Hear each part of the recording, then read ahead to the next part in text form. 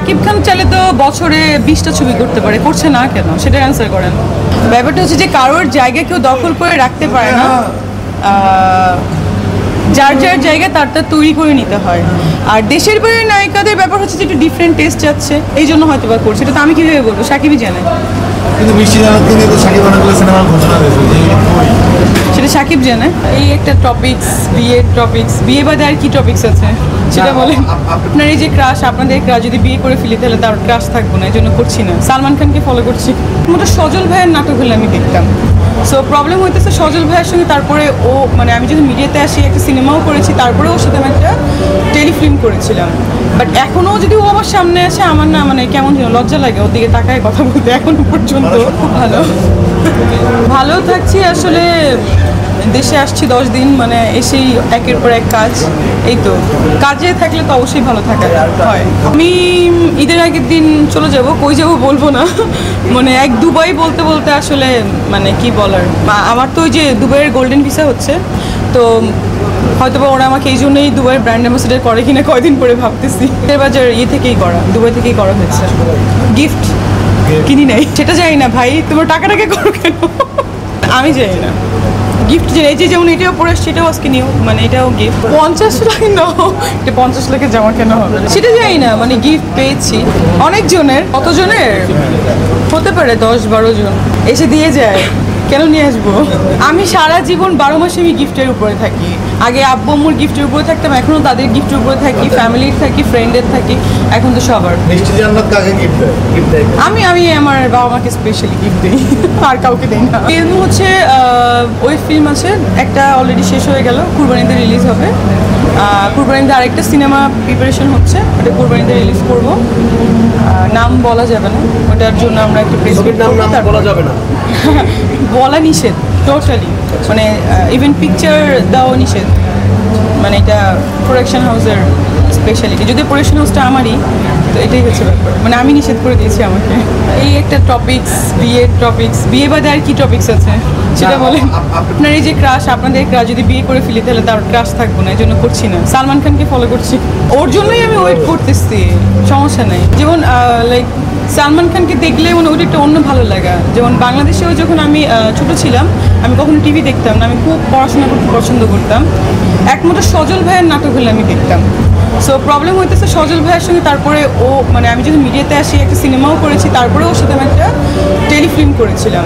But এখনও যদি ও আমার সামনে আসে, আমার না মানে কেমন যেন লজ্জা লাগে ওর দিকে তাকায় কথা বলতে। এখনো পর্যন্ত ট্রাস্টটা যায় না, মানে মাথার ভিতরে হয়তো সেট আপ হয়ে গেছে যে মানে একমাত্র ওকে দেখলেই আমার মানে একটু ওরকম লাগে, যেটা সালমান খানকে দেখলে লাগে। সেটা তো হতেই পারে সামনে। আমি শেয়ারও করেছি, কমেন্টও করেছি ভাইয়া। দুইটা গান আসছে, হ্যাঁ দেখেছি, দুটোই সুন্দর। ঈদের সিনেমা আমি খুব একটা হলে যেয়ে দেখি না, কারণ যখন ঈদ হয় ম্যাক্সিমাম টাইম আমি দেশের বাইরেই থাকি।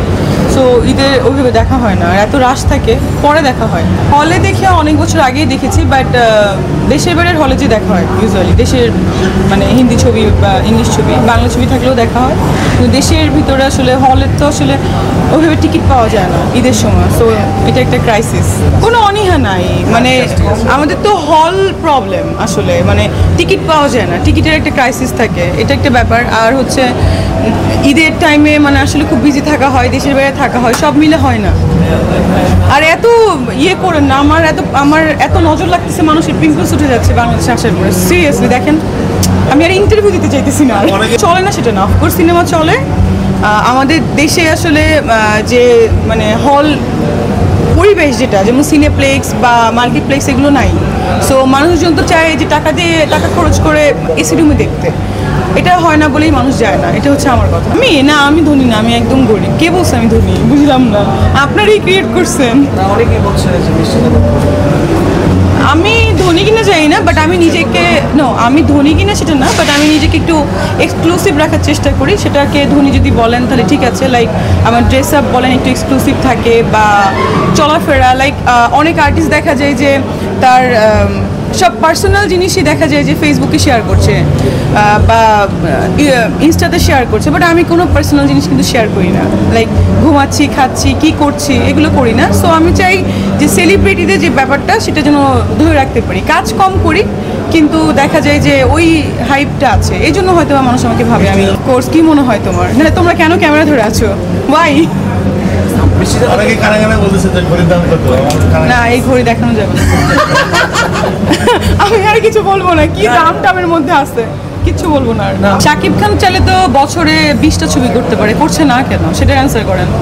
আমারও ওরকম নাই, আমিও চাই বছরে একটা ছবি হোক এবং সেটাই মানুষ দেখার জন্য বসে থাকবে। তো অফকোর্স শাকিবের ছবি আগেই দেখবো, সজলের ছবি আছে সেটাও দেখবো, যদি মানে দেখি এদের পরে সে থাকে। শাকিব খান দেশে সিনেমার জগতের জন্য মাঠ সে একাই নিজে দখল করে আসছে, সে কাউকে সুযোগ দিচ্ছে না, বিশেষ করে দেশের নায়িকাদের যেমন মিষ্টি জান্নাতদের।